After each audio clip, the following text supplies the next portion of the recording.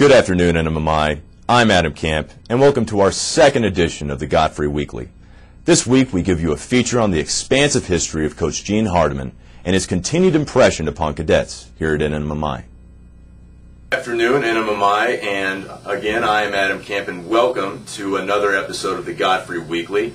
I'm here with Coach Gene Hardiman, the men's Bronco tennis coach. Coach Hardiman, thank you for having us today.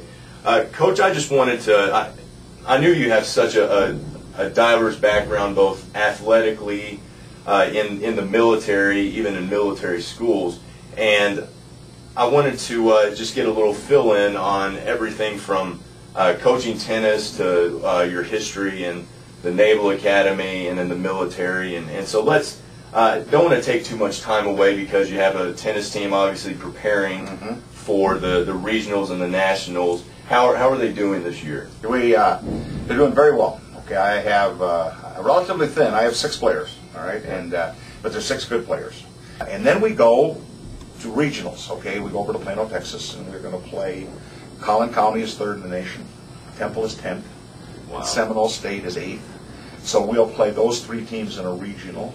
Even though we are in the nationals, we do not have to win there because. Yeah. Our reputation is such and different things, they want us there. Exactly. Let's go back a little bit, and all the way back to you. Obviously, you went to military school and high school, and then you came to NMMI for junior college. That's right. And you played 2 sports, correct? That's right. And you were an All-American, both football and baseball. That's right. Yep.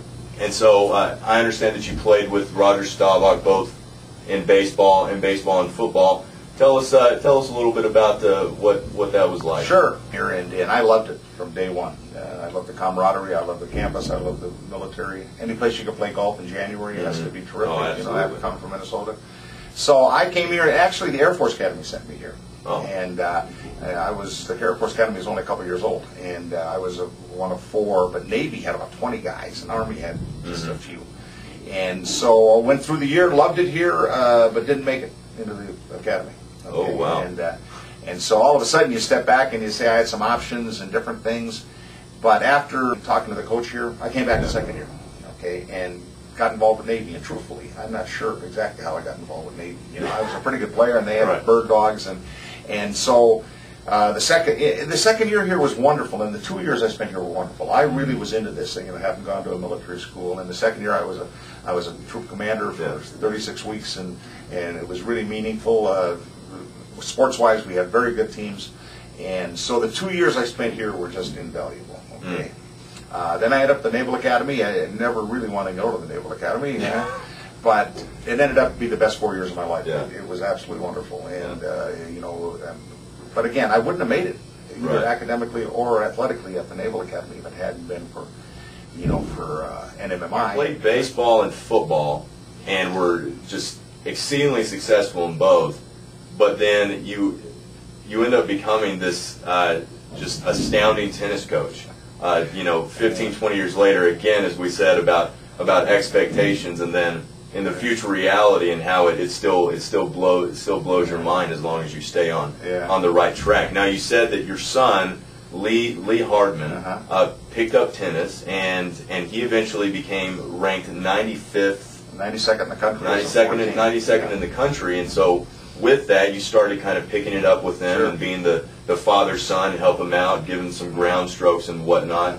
And so, how does it go from there to now being a tennis coach in one of the most successful tennis programs in probably the Southwest? Well, tennis is a very reasonable game, because as I mentioned before, the secret to any sport is repetitions. You have to, if you're a baseball player, you got to hit the ball 1,000,000 times, and so on. As a basketball player, you got to shoot 200 free throws a day. And kids don't do that anymore, but that's what you should do. And so tennis, again, in my son's case, we were in charge. We practiced when we wanted to. We were in Chicago at the time. Indoor courts in the winter were expensive, and so he had all this flexibility.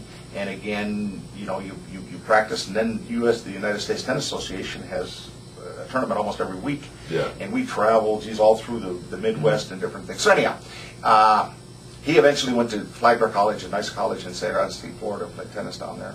But But tennis is like any other sport, okay? A coach is a coach, okay? Right. And you coach pretty much the same way. Again, assert yourself, hold people accountable.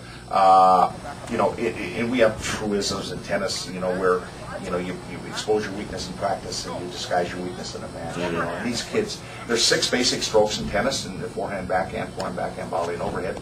So they have 6 tools they need, and we study them and say, hey, you're lacking in this tool. Your backhand volley is low, so you work on it. Okay, so you bring these tools to bear in a match. But when it's all said and done, tennis is like arm wrestling. Okay, you just got to have real tenacity. Yeah. You got to stick with it. There's 3 things you do. You play somebody that's not as good as you, and then you do not play down to their ability. You play at your ability. Right. You play somebody you're equal with. And that's when it's fun. That's when you win. Yeah. Okay. Now we play really good people. Last year we opened up against Indiana University. Okay, huh? And so in that case, which is really interesting, I want them to go out there and use that match to the maximum.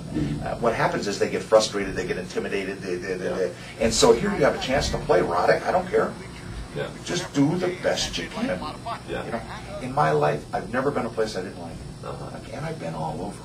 And it's my wife is just wonderful. I mean, you know, her dad was a career Army officer, so we're compatible. Oh, she went to man. high school in Nuremberg, Germany, and she's traveled the world. So between us, it has been great. And you know, so again, we've just had a blast. And life's been great. Well, thank you again for joining us, and I hope everybody out there was as enlightened as I was here in the presence of a wonderful athlete, a wonderful individual, and a wonderful coach, and presence here at NMMI. So thank you again for joining us here for the Godfrey Weekly, and join us again next week. Have a good rest of the day. Hello, we're here with Stephen Eldridge and Ryan Smith from the Bronco basketball team, and today they're going to demonstrate the kettlebell swing exercise that we use commonly in core PT. The first thing we want to do is grab the kettlebell with 2 hands. As they do that, they're going to bend their knees and stand up straight. Their posture is nice and tall, their chest is pulled apart, their heels are on the ground, and their feet are slightly wider than shoulder width. Next, they'll begin the exercise by pushing their hips backwards. They're not trying to squat down, they're pushing their hips back. From this position, they're going to drive their hips forward, and that momentum will transfer into the kettlebell, causing the kettlebell to swing upward. Guys, go ahead and do a couple reps for us. And their goal as they perform this exercise is to have their hips and legs do the work. Their arms are simply connected to the kettlebell, and all the force occurs with the muscles of the posterior chain, the gluteus muscles, the hamstring muscles, the calf muscles, and even the lower back. Go ahead and stop for a second, guys. Hall, Coach, good to see you. Don't leave me hanging. I won't. There we go. Okay. If you're watching already, you've just seen Ryan and Stephen Eldridge. Ryan and Stephen Eldridge demonstrating the kettlebell swing. Yes.